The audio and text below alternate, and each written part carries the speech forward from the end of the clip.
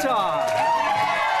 And this is the craziest election ever. Third-party candidates never make it to the White House, but they're interesting because they definitely have an impact on presidential races and in terms of policy. Even in spite of Aleppo, I think I'm going to be the next president of the United States.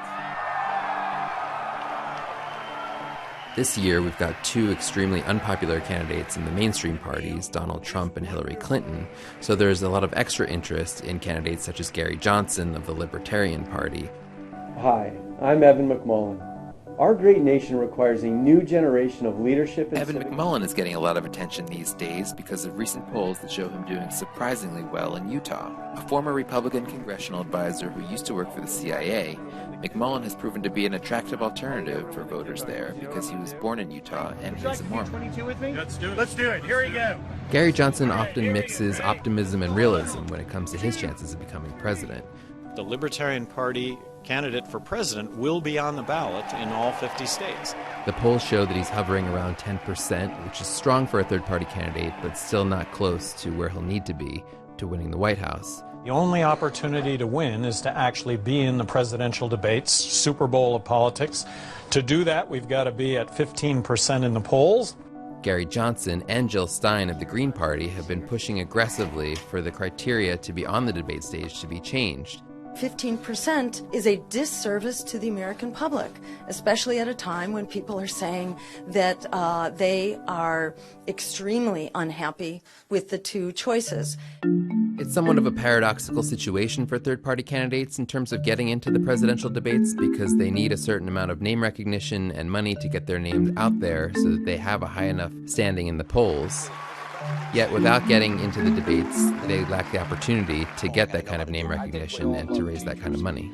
The candidates need no introduction. Going back 56 years when the presidential debates were first televised, only one third-party candidate has ever made it to the stage. Rather than just yelling at one another, why don't we find out where we're apart, try to get together, get the bill passed. I doubt if they'll give me the chance, but I will drop everything and go work on it. Ross Perot was one of the most successful third-party candidates in modern history. In 1992, he garnered 19% of the vote. Can't talk about him. I think he cost me the election. I don't like him. His rivals, George H.W. Bush and Bill Clinton, started to adopt some of his talking points on deficit reduction. You don't finance long-term projects with short-term money. The people in Washington, and specifically the president, don't understand business. There have been points in history where third-party candidates have influenced the outcome of elections. In 1912, Theodore Roosevelt broke away from the Republican Party, formed the Progressive Party, and won 27% of the vote.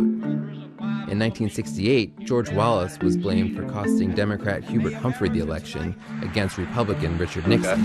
The George Wallace campaign has picked up the greatest momentum of any candidate. Most recently, in 2000, Ralph Nader of the Green Party was blamed for costing the election for Al Gore with his strong showing in Florida, despite only winning 3% of the national vote. Did you cost Al Gore the election? No, and Al Gore agrees. Okay. He thinks he blew it in Tennessee, his home state. Mm-hmm. Everything else being equal, he'd have been in the White House if he got Tennessee. Right. Third-party candidates are aware of the challenges of getting to the White House, but they still run anyway for a variety of reasons. One big one is just the idea of getting their policy agenda out there into the mainstream American audience. And another is the long-term project of trying to get more broad recognition of the party itself. Gary Johnson's presidential hopes remain slim this year, but that doesn't mean that he's been wasting his time. A good turnout on Election Day could mean more supporters for the Libertarian Party and an even stronger chance in 2020. Our strategy is to win this thing outright, and some extraordinary things have to happen, but has there ever been a more extraordinary political year in our lives? Thank you.